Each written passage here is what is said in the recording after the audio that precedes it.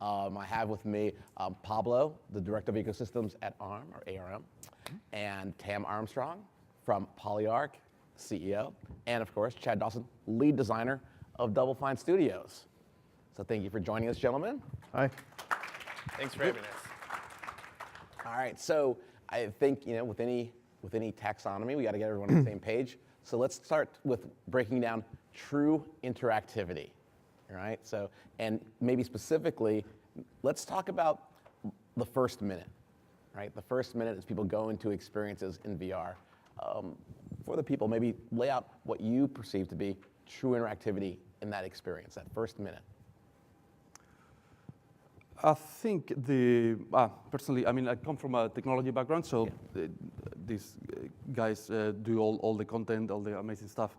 We focus more on the solving the hard sort of technology questions, problems, and for us, it's more about breaking down the friction of putting on the headset, understanding how things are supposed to work, understanding the controls, all that kind of thing, and then sort of understanding how those controls work in that virtual environment that people have created. But I think that probably that first minute is a lot more of a design universe question than a technical one, to be honest. Okay, well, designers we've got.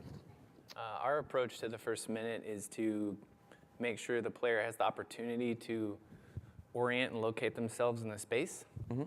So there's a bit of pacing involved to make sure that we're not asking them to do anything other than understand where they are, and then give them a very clear interaction goal, a single clear interaction goal to kick it off so that they adopt the understanding that this is going to be the expectation going forward.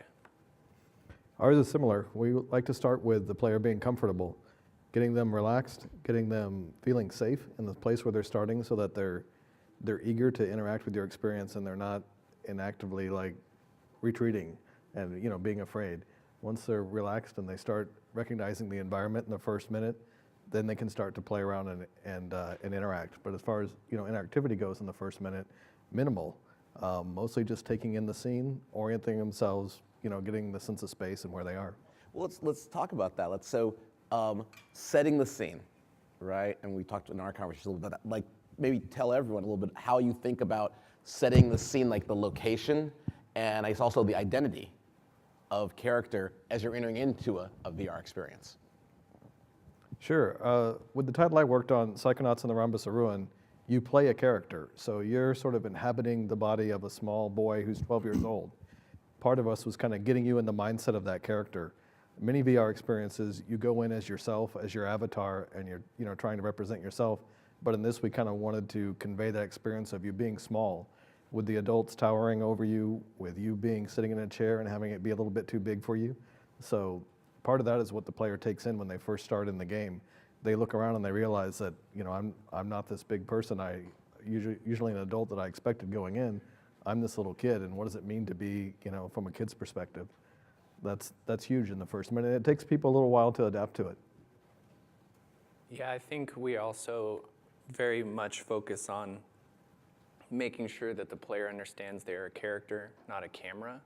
And so we take the time to provide the feedback necessary, because that isn't something that the player will take for granted, at least not yet. Sure. There's still a variety of titles that fall on either side of the line, and so we just found we have to be explicit. We have to show that characters see you.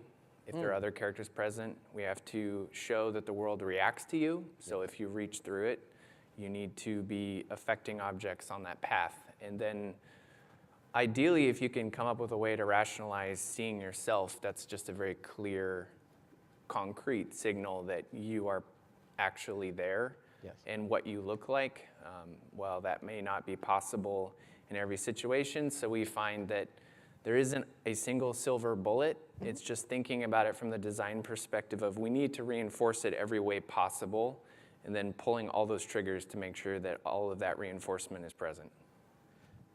Gotcha, that's very cool. The idea that you have to establish that they are a person or a character first, right? Mm-hmm. And then that person can interact, or that character, can interact with the world around them, and the world observes them as like active in that world before they actually have the I guess, agency to do anything as that character, right? Because I guess that would be a big disconnect, right? If you don't know you're a kitty cat and then you go to grab things, right? Before you know you're a kitty cat, you're like, oh, why is nothing working?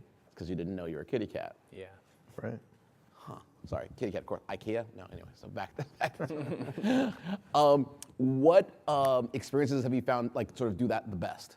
Where you've had like the strongest sense of self and self in an environment before you embarked on interaction? The one that works the best for me in my experience is kind of nuanced, but it is the reactivity of the world around you. So it is the sounds that are made when you touch something. It's the particles of dust that move out of the way as you reach for it. It's you brush a plant, even incidentally, and it moves. Or we even have some objects in our title that are nearby, and if you lean into the scene, you might even bump them with your head. Tell them what the title is, because these VR people, they don't know. Yeah, so we're working on a title called Moss, where you are a character called the Reader on an adventure with another character in the environment named Quill. And so we very much want to make sure that the Reader is perceived as a real character, that the players perceive themselves as an actual physical participant in the story. And all this, because we can't just have a reflective surface everywhere to remind you in all cases that you're real, we need to utilize just the fact that the world is dense and reactive to you as a real person in real life. We need to do as much as we can to emulate that in the simulation. Is it available now or coming soon? Coming soon. Coming soon. How do you realize, I guess, so There's physical... a demo available now. Demo available on what platforms? PSVR. Thank you. Okay, so how do you, so I know for me, when I go into a VR, for that sense of self, first thing I do is I look for my feet. I look down. Right? Actually, I look to see if there's a floor, because if there's no floor, then I'm done. But I look for my feet, and I look for, do I have a body or not? And then I look at my hands. Like, how did you make the decisions, or how did both of you make decisions where you have characters of what you need to establish for them to connect, right? To re-identify as self in your respective ways? With the title I worked on, what we found really useful was other characters. Some VR games don't feature other personalities, but in our case, we had a pre-existing license where we had characters that we wanted to put in the world. It's a little bit tricky, but getting those characters to react to you can give you a lot of clues as a player as to who you are and where you are and what you're doing. As you move objects around in the world, having them look and notice them can be very powerful. Even looking at you as you move and looking you in the eye, that can be huge as far as to give the player a sense of, hey, people notice me, I'm here in this space with them.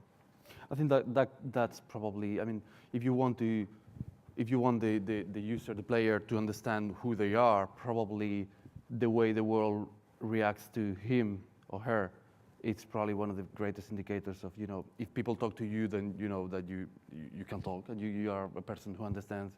If they can explain part of the story as you go along, Right. You can see how things react, the way you approach to them, so you start to understand what kind of character I am, and probably and build the story around you. Mm-hmm. And on the other side of the coin, we've actually found that in the presence of that feedback from other characters and the environment, you feel much less of a need to emphasize the physical reality of your own arms or torso or body in the simulation. Mm-hmm. If that's all you have, then that can feel very important to ground you. But as soon as everything else is acknowledging your reality, we found that we can get away with making this part very abstract, actually, which actually helps with cognitive dissonance. We don't have to make any assumptions about your shape or color or anything, and we can just let you experience the world through the responses that you're getting from the other characters in the environment.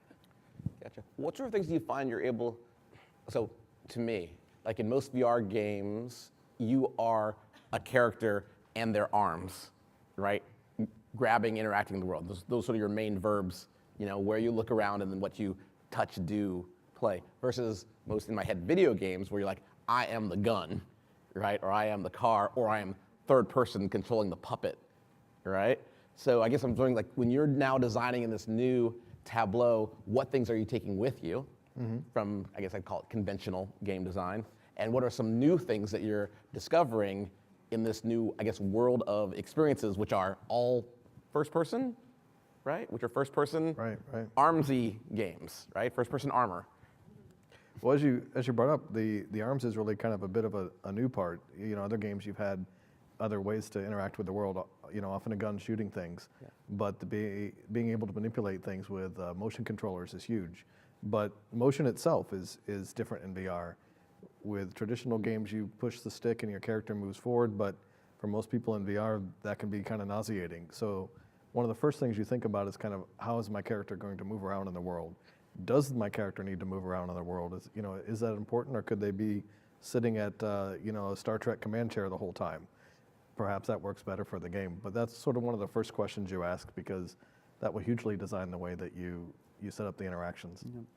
I found the experience we had with some developers, perhaps moving in the world is not critical to the story, and in actually physically walking around, but the ability to move your head, move your body, and see that the world around revolves or evolves with it, or responds to it. That is probably the most immersive part, and that's we work a lot with the mobile VR developers, and one of the fundamental challenges they have is obviously in mobile VR you have normally 3 degrees of freedom, but you don't have the 6th one, so you can't actually if you move your head, nothing happens. And that's one of the main barriers to immersion in mobile VR. Mm-hmm. And I think that's one of the things we're really looking forward to is all-in-one or mobile devices with 6th off, where you can actually, sure, if you duck or dodge, I don't know, a ball is coming at you and you have to dodge it. That is fundamental to immersion. And if nothing happens, then suddenly the sort of the magic breaks. No, that's super interesting because I think so. New design Tableau, I think in my head, as I think about it, right? So the expectation that you are your eyes and that is real, right? And if I look a different way, if I go up and down, yeah, right, that's true. However, my body is not actually connected to that, right? In some of the games, you don't move at all with your torso, right? And there's not actually a relation. It's like I don't know, it'd be like a 4th degree. You know what I'm saying though? Like you navigate your body differently than you navigate your head.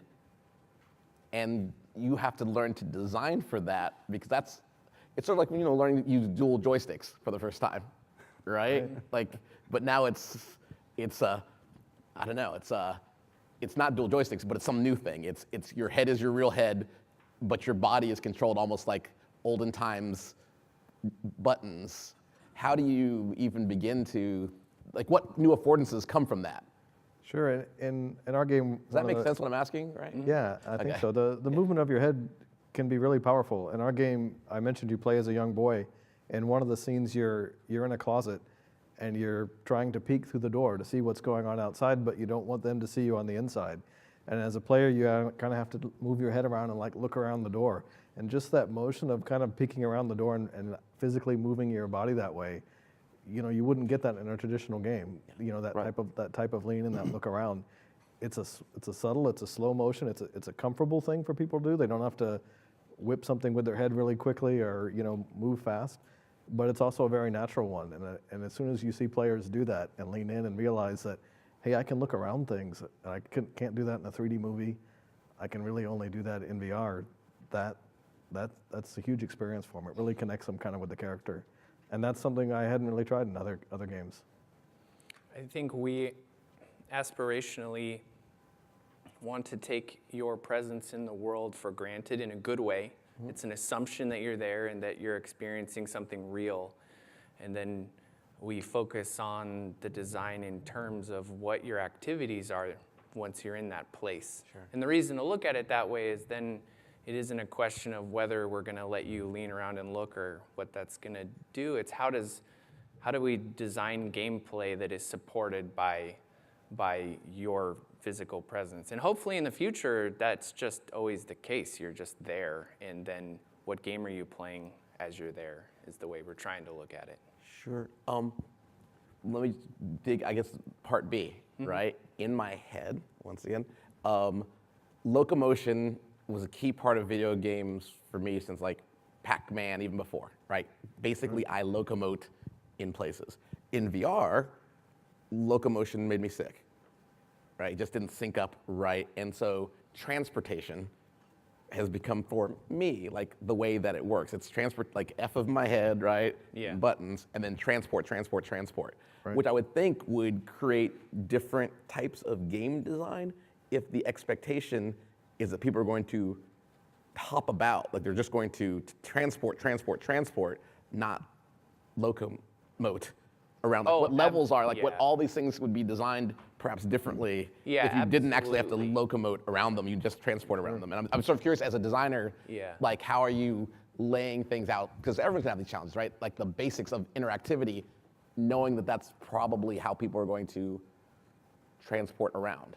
Yeah, I mean, I definitely agree that that changes everything. So when I say make it an assumption, I just mean that the basic design principles we build from should incorporate that. So what we're trying to do, to be more specific, is make sure that we're interpreting, at least for this first generation of games that we're going to make, what is the activity that you can do in a reachable space that's meaningful and engaging. And so we're trying to sidestep or ask the question, how much locomotion is actually necessary for fun? There's not a lot of locomotion when you play with Legos, for example, and that's very fun. And that's by no means the only activity where that's true. And so that's just the way we're trying to look at it, is rethink what does it mean to make a video game under these constraints and this form of input. Yeah, I mean, we were talking about Google Earth before, right? Which does have locomotion. And has everyone done the lab, like the what's it called, Valve, like the lab with all the activities? Is that raise your hand if you've done the lab? Raise your hand if you have no idea what I'm talking about. Okay, that's cool. All right, we'll teach you. So it's basically a set of activities to orient you to VR. And I think about that room where you pick what activity you're going to do. And in my head, it feels like it was designed for locomotion, but you actually teleport around. And so when I show someone new, right, they'll go behind the thing or next to the thing because you were supposed to. Because they're supposed to just go to it, but it doesn't navigate that way. I'm sort of curious, like, what sort of things do you put into levels, into areas, into experiences to help people transport to where you intend them to transport versus navigating in the direction like you do when something's just a level? Right. In our game, we definitely face that. We started giving you free movement all around. And we found not only from content generation, you have to make every part of your world super interesting. If they can go everywhere, every part has to have something they can do. That was just a huge explosion of work that we would need to do in order to develop that way outside the bounds of what we had the time and personnel to develop. So we constrain the movement. We constrain you moving from fixed points to move around, in part to reduce our content amount of work that we had to do, and to let us put our energy into making the content when you're there focused and very, very interactive. So as far as directing the player towards it, our game, we look to our license. In the game, you're a 12-year-old boy, but you're also a psychic. So the chance to look at other characters and to go into their brain and see through their perspective was a natural fit for us. Different licenses and games will have different constraints, but for us, that really worked. You look at another character, and then you get to see through their eyes. And you have enough characters in the room, you can move around through all their perspectives. In the conceit in Moss is that you are the reader reading this book, and it's telling a story. Yes. And every page of the story is a scene, Like or a set piece? Or a set piece, a diorama. And so moving from room to room is turning the pages. And so while the thematic trapping is different than what you're saying, the function is actually the same, which is it's a series of fixed points designed to focus the player on the meaningful portion of the gameplay. And then I think as designers, it's our job to make that satisfyingly coherent inside the framework of the game. Sure. We were talking before about the Star Trek game, right? So I was sort of unpacking in my head. It feels as though, I don't know what everyone plays. Star Trek is like Star Trek. Everyone has seen Star Trek, this TV show. Good. Okay. So imagine that you get to play one of the roles like on the deck in the captain. You know, you can be the captain. You can be like you can be any of the roles. So functionally, you move between the chairs, right? But I think you were describing the experience of like if you're not doing it right. Remember, like if you're sort of between chairs. Yeah. And I was just curious, did you find that was something that they, like, is that oversight? Is that design oversight, right? Like, should you ever be between the chairs? Should you really be playing the roles to have like true interactivity, right? Versus sort of like faux freedom? I tend to like to constrain things a little bit more. I mean, if you make the experience being in the chair being interesting, and you drive the player towards that kind of interaction, they may want to stand between the chairs, but they're shooting down Klingons or negotiating peace on a planet. Yes. You drive them to want to have that experience more, so that the lack of being able to move to every square centimeter in the room is feels like less of a loss because they have enough to do otherwise. Yeah. It's like in job simulator, everything happens in the cubicle. Yes. And it takes you like 30 seconds to realize that you're supposed to stay in the cubicle. Yeah. And that's fine. You have this language and understand what you can and cannot do. And I think also because technology is evolving, those constraints and those sort of, the definition of what you can and cannot do is going to be evolving as well. Sure. And we were talking about controllers. At first, we didn't have any controllers on VR. And especially on mobile VR, there was you have to tap on your head, which is really weird.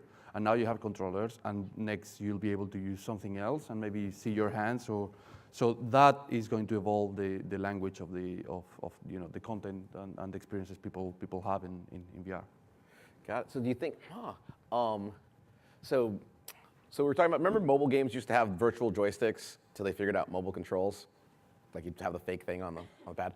Do you think that there's going to be a similar challenge for, and I'm going to go back to locomotion, like driving games or space games or anything which involves travel in VR, right? To find an intuitive way for you to have the agency, right? To drive a vehicle or to move about freely while not breaking everything. I mean, I think it works for some games. I mean, some people can go around in the games, looking around and moving in any direction and are not as sensitive as other people are to it. And there's definitely a market for those, full mobility, ride the roller coaster and, go off the track and, go everywhere and spin around type of thing. I'm a little bit sensitive to VR. It makes it a little tricky to be a VR developer if you get a little nauseous, so I tend to lean the other way personally. But there's definitely, room for those experiences. And I think we're getting better with it. People are finding the small things that affect, people differently and tuning it so that more people can have those free motion experiences with less nausea. I thought there'd be more that, like, I know the market's maturing, right? And I remember, like, when VR first came, we thought it was going to be all, like, 360 videos, and we're going to all go to Disneyland and all climb a mountain and all parachute off things. But are you actually finding, now that you spend a lot of time sampling experiences, are you finding yourself having good rides, right? Like that have any freedom at all? Like I love going to Universal Studios. Like those rides are good, but they've got me set. But like, are you finding like what good experiences have you had recently where you've been able to move? Some of the ones. Go ahead. No. I was going to, What do I mean? you talking about location-based VR or? Sure, anything. Yeah, anything where you're able to move your feet. And move. Obviously, in location-based, that is completely different, Sure. in my mind anyway. Okay. Completely different sort of definition of what's allowed and what is not.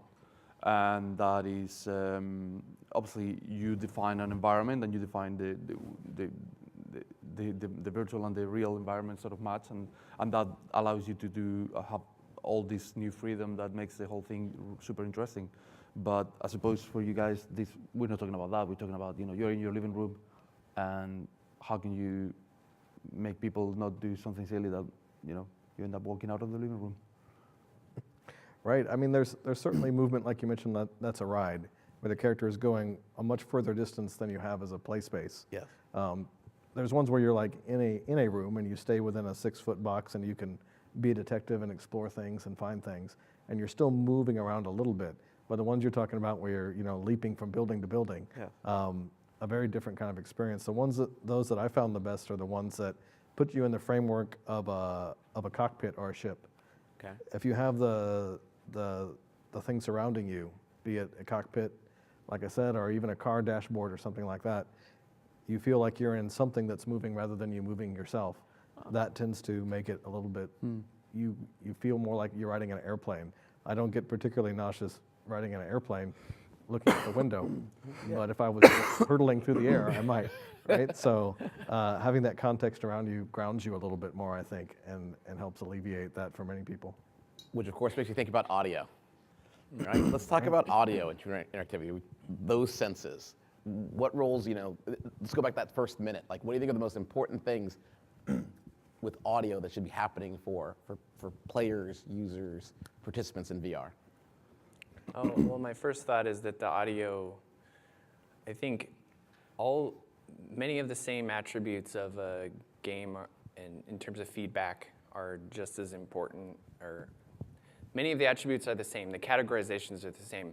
The distribution of importance is the thing that has shifted around a little bit as a result of VR. And I'm saying this to say that I think audio is one of the things that has become more important because it has such a direct impact on your experience of feeling like you're actually there. And even beyond that, beyond spatializing it correctly, it has such a direct impact on your experience of the things feeling real, because sound is such a key component of how our brains interpret the physics of the world that are happening around us. A thing feels like it has friction, or you hear the sound of paper popping as you turn a page, and that directly contributes to whether that feels real or not. And so from a high level, I don't have a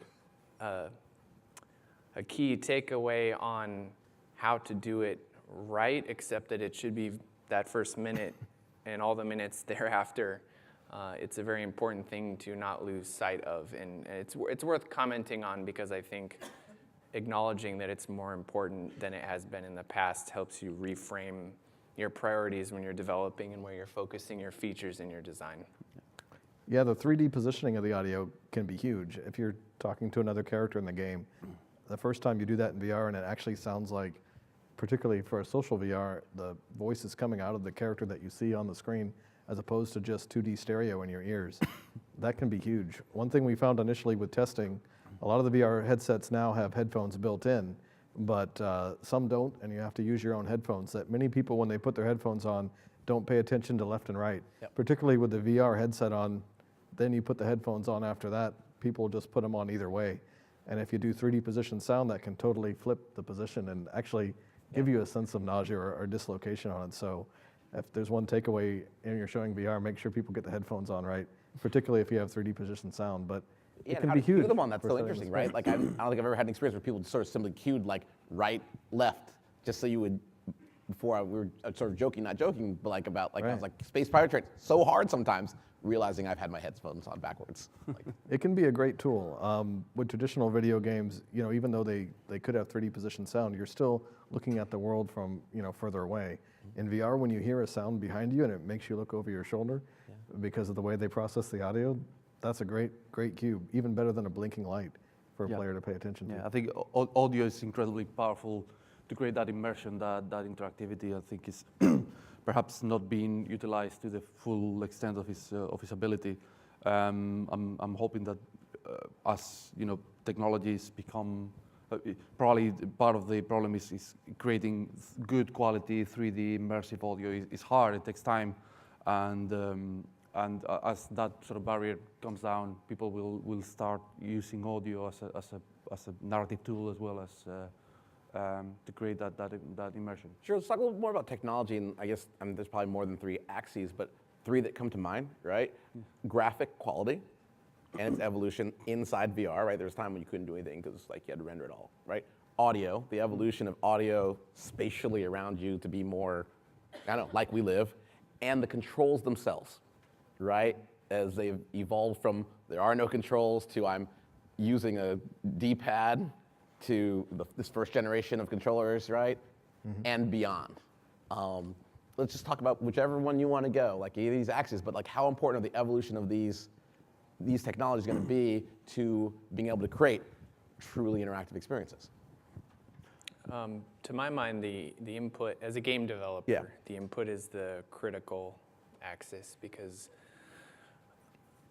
game, one way to define it is that it's a function of input. A game is a function of its input. And these are brand new inputs, which are much more expressive and have the potential to be far less abstract. Not that abstraction is bad, but I think that when you can minimize the necessary abstraction to allow for players to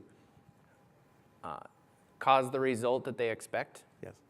in very concrete ways, you just reach out and grab a thing, and that's what it is. It's not pressing and holding X. I think there's that when we figure that out, and then by we I mean as an industry, and then when the headsets become accessible, ultimately the barrier of entry for enjoying games and other VR experiences will be much, much lower, because you don't have to teach someone how to grab a thing or turn a knob in the same way you have to teach them what X, Y, and A and B mean, right? And so those are intuitive on the level of touch and swipe on cell phones, and can reach an audience that broad if executed well. Yeah, there's a cool demo out there by the RC where they have the gloves. Like, I recommend trying it. It's actually pretty cool. Like, because I think, right, like VR is the first time to make the controller hands. Yeah. Right, that's sort of the conceit, I feel, right? It's not a controller per se. It's supposed to be almost like not a prosthetic, well, sort of like a prosthetic device, right? That sort of bridge you into VR, right? Unlike the history of interactivity, where it's like, what's the most effective way to translate the third-person action of a character, right? Yeah. Like buttons or keyboards or mouse or what have you. How did you begin that exploration, right? Like, that's a different basic input, right? Like the game's F of input, and this is like the first time that this input. Well, I guess we tried a little bit like motion control, but this is actually different than just motion control. This is Very different. It's very different. It's you are there control. Like, how did you even begin with the whiteboard, to make games with this new conceit? Well, from our perspective, I'm on the more software design side. We are limited to the controllers that are out there. One of our key things we look at is accessibility, making something that people with all different headsets and controllers can use, and all different abilities. Some people may not have the dexterity to use a complex controller. Some people may not have the range of motion to use certain headsets and look all around them. So that's what we kind of come in with is. This is still a new experience for most of the users out there, and they're going to have to learn whatever you give them. So try to keep it simple. Don't ramp them up too hard with complexity at the beginning. Try to give them good feedback. Generally basic things, but I think it's still an evolving market. The controllers out there now are our best attempt so far, but I think we're going to see still a lot of innovation in that sector. Well, Superman, to sort of restate the question, I guess I'm realizing as I think about it now that the controller is actually, it's two hands and a head. Right? The head is actually like, you could have games that you could put the hands down and just be like, I'm gazing, clicking, all those things, and that is actually a controller as well. And to even have people understand walking into VR that the intention is that they are two hands and a head. Right. Yeah. Right? Like, it's not a video, this isn't Pac-Man, it's not Street Fighter, not Grand Theft Auto, you're two hands and a head. Like, how do you educate people to make that leap? Because I think if you make that leap, well, then suddenly things, right, then now you're grabbing and pointing and nodding. Right, yeah. If you never do that, if you think you're doing a video just stand game, there, then you'll be like rabbit. Yeah, I think it's super interesting the way this whole VR starts asking questions about, questions that normally people in technology don't ask, like, agency and identity and what's, it's all very, and behaviors as well, when we're talking about interaction with other people and what's allowed and what's not, and perhaps someone being aggressive on a chat is okay, but someone being aggressive on VR can be, I would imagine, never really experienced that, thank God, but it could be quite sort of traumatic So defining what's allowed and what's not is going to be, I would imagine, a significant challenge. Super curious. How many of you have tried like social VR? Like have been in VR with other people? How many have not yet been with another person in VR? Oh, so just you. So most people. Okay, gotcha. So most people, yeah. Been in, Yeah. Okay, yeah.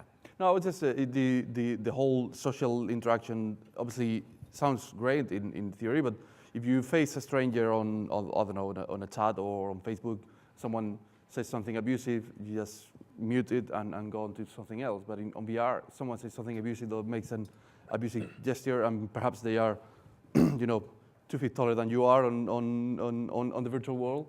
That 100 feet. Exactly. Right. What do you do in that case? You just, I don't know, make them disappear or make them smaller? Or what's your...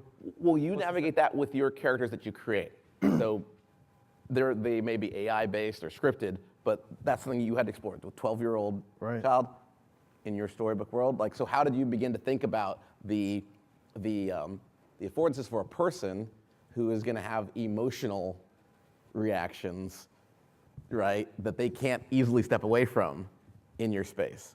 Yeah, it's tricky. I mean, the last thing you want is for the player to take off the headset and say, I'm done, and never come back to VR, right? Yeah. None of us want that experience. So as we talked about, making it a safe, comfortable place for the player. Yeah. In our game, there's a pause button on the controllers, most controllers. We teach the person that early on. That sort of takes you to a nice, safe room.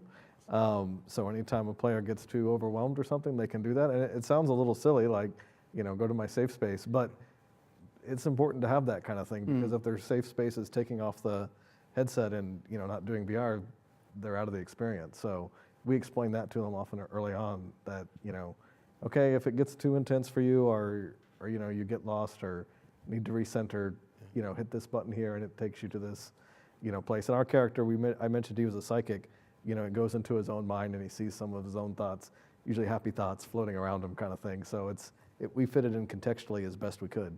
But I think on other games, it's important to give the players that option of pulling back a little bit without having to go so far as taking off the headset. You know who does it in a super clever way? Now I'm sorry, just thinking real time. Super hot, right? So talk about total consent, right? If you don't move, Right. nothing happens. Right.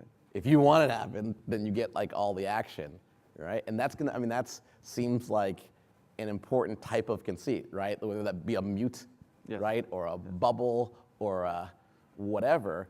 And so I'm curious, once again, like with your characters, with your worlds that you created, did you have to create any of these types of tools or functions for people who just needed to slow down, needed to not happen? I need whatever's going on, I need it, I need less of it right now in VR, not like the binary, I need out of this world. We try to accomplish that with pacing and then giving the players control over the advancement of the gameplay. So we do want to give them a certain degree of intensity at certain times, but we do that carefully. We test it a lot, and then for the vast majority of the time, they choose when to advance the game by moving on to the next stage. And so there's a very natural way for them to control their own anxiety levels if they're feeling anxiety by progressing or not. And then pacing in the design in general, even if we're going to assume they're going to run straight through, we just try to be mindful of the experience overall. This space is designed to be comfortable, and then this space is designed to give you some intensity and be a little bit uncomfortable, but then reward you for succeeding and then give you another comfortable space. And so it comes from our perspective, looking at the whole thing, testing it with a lot of people, and then making sure we meter it out appropriately for the audience we're trying to reach. Gotcha. All right. Yeah. Okay. Now, I'll open to questions. I have one more question, but here, questions. Anyone questions? Otherwise, I'll ask more questions. I definitely have questions. Oh, is that? Okay, let's see. Here it is. Nope. Hey, I have a question.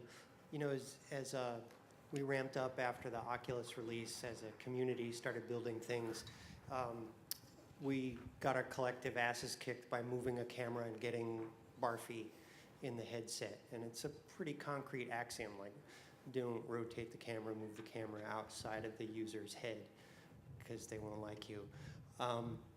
But there's also this axiom of don't show what you don't know when it comes to avatars. That is, a lot of developers have adopted this as gospel truth. You know, like if you don't have body tracking, you can't show the body. Or if you don't have foot tracking, you can't show feet. Personally, I'm chafing at that a little bit. Like, Is that a principle that you follow? Let's just see if that premise even holds true. So is that something where you only show what you track? Is that you're asking, right? Show yeah, what you track. I'm asking what they You- think of Yeah. How that. do you go about that? In our case, we chose not to show the player's body. When you look down, we make it invisible. Whatever you see, the chair you're sitting in, not yourself. For in part that reason, I think it would be great if we could. You know, there's a lot of body identity you have looking down. One thing we noticed was that, you know, if you bring the player into the world, they're less aware of their own body.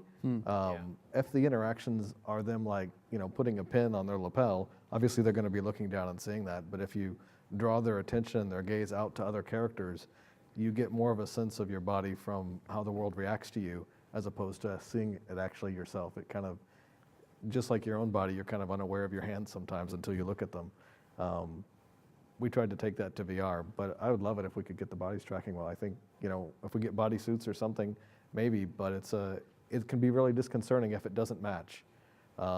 If your body's a different size in our game, I mentioned we were a 12-year-old, you know, looking down and seeing yourself as a 12-year-old boy, you know, particularly if you were never a 12-year-old boy, if you're a woman or something, that can be disconcerting, and we didn't want that feeling to be overwhelming to the player in our sense. We wanted you to more naturally get into that, and you know, have another character talk to you. That was the best way to establish the character than seeing yourself. It's like if you don't see it, it's like reading a book. You read a book, you have zero sort of sensorial input, but you can recreate that world in your mind Right. perfectly well. Yeah. If you see something that doesn't match your perception of what should be there, probably as you know, is counterproductive in terms of creating that immersion. Ooh, okay, so I have a question, so a little bit wonky, but so new emergent behaviors. Are there, so think like Bartle types, like types of players in conventional games, are there new types of gamers that you find emerging, like new types of patterns that are unique to VR play that didn't exist before? That, you know what I mean? Like you sort of have to have VR to understand this type of player and this type of motivation or sort of action that people take uniquely to this medium. There's for all three of you. I'm sorry, 'cause it's go ahead. and it's a little wonky, but I'm sort of curious, right? You I'm spend a going lot to of time in the something. yeah, absolutely. I find that certain things that gamers do on traditional gaming platforms, like you know, shooting and blowing people's head off and all that kind of thing, in VR could be a little too overwhelming for a lot of people. So people who've been, at least in my experience, people who've been very comfortable, you know, playing certain kinds of games on a TV, when you put on a headset on, suddenly that feels a little bit like too much. Like that guy actually, that head actually blew off in front of me. That's, you know, I don't want to go there. So I think some of the tolerances we have, or stuff that we see on a screen, when you go to VR, you have to sort of tone it down a little bit. Okay. I was going to say one type of player that we saw that didn't expect as much was people who just wanted to sit and look around mostly. There you go, like a very passive, like a lean back More of a passive person, player. yeah. And as much as we wanted them to engage and solve puzzles and do things, they often didn't get past the first world. We'd come over to them and they'd been in the headset for half an hour, and usually the first world would take 10 minutes for people to get through, and they were still there. You thought they were having trouble, but they weren't having trouble. They were actually having a good time, just sitting around, looking around, and being in that space. And particularly if your game has a full environment with music and audio, and you know, they said this is just such a great break from being at this conference all day, you know, to like relax in this space. And so that's a really interesting space, you know, to explore for games. Not everybody's into that. Some people want more action and stuff, but it's surprising. I think there's a market for people who just kind of want that type of Like release. escapers or the new explorers. They just want Escapism, to yeah. be there. Okay. Yeah, Right. yeah, and we had the same experience, and so we designed for tourism. We try to be mindful of it in the context of our game, and use the game as a context to make that experience meaningful.